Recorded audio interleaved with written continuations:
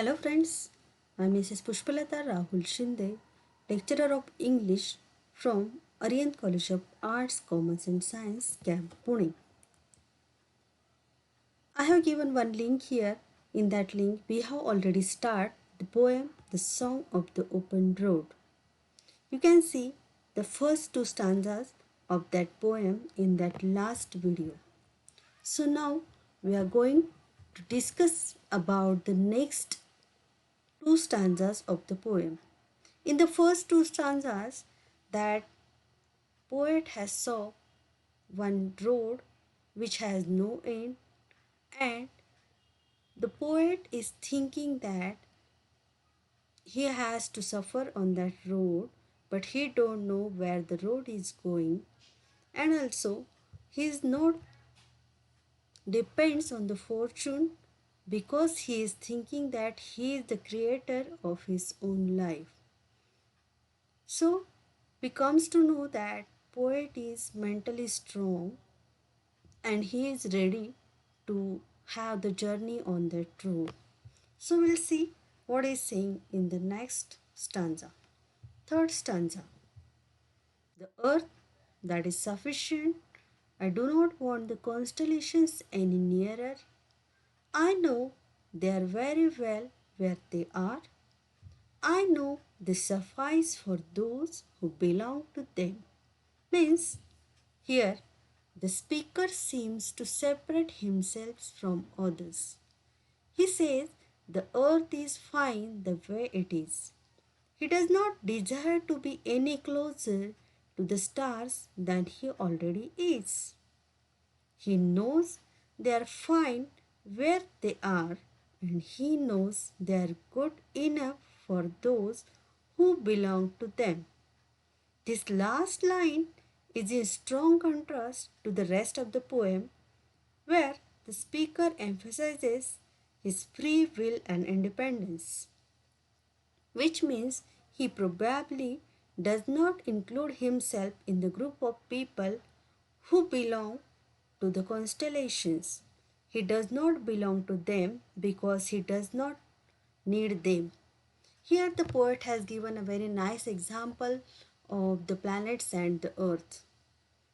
So, there is a very nice relationship in between the earth and the planets. But here, poet has given one contrast feelings that he does not need to have a relationship with the other people, relationship with the group of the people.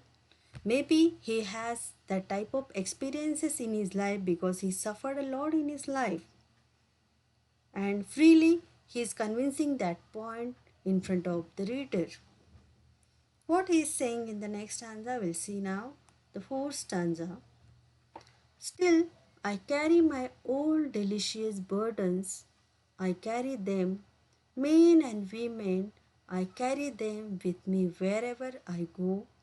I swear it is impossible for me to get rid of them. I am filled with them and I will fill them in return.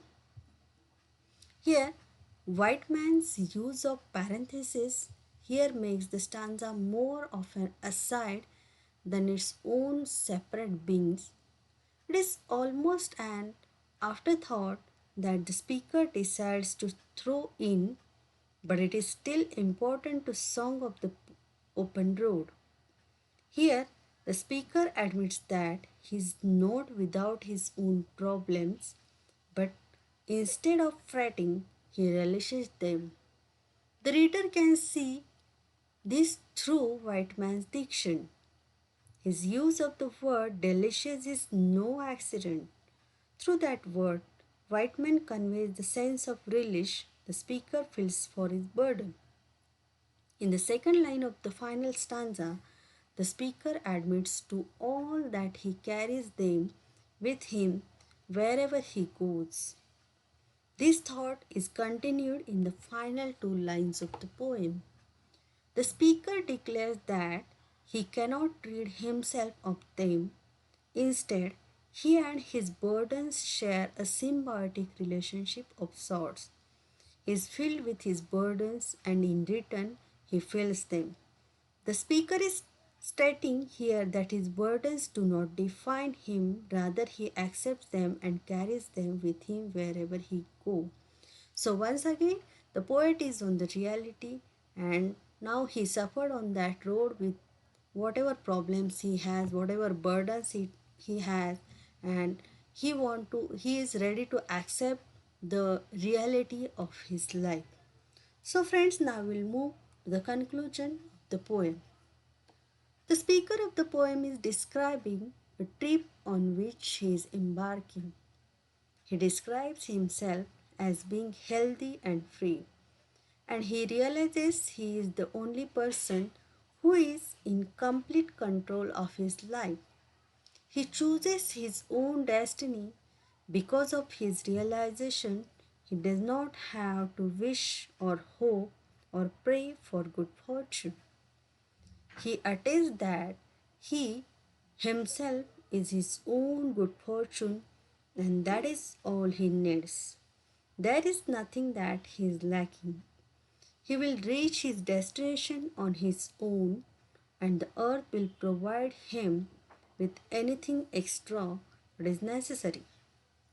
This is not to say that the road he is taking is not paved with imperfections and burdens.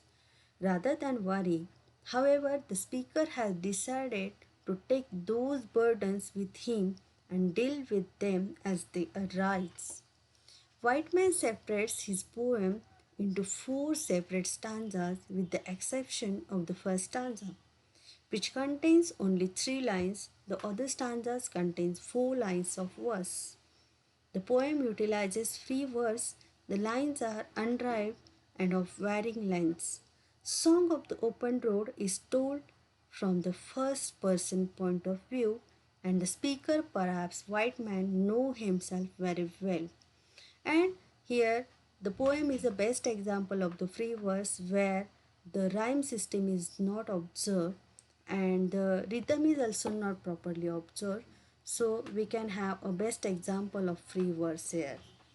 So friends, in this way we have finished our poem. Thank you very much.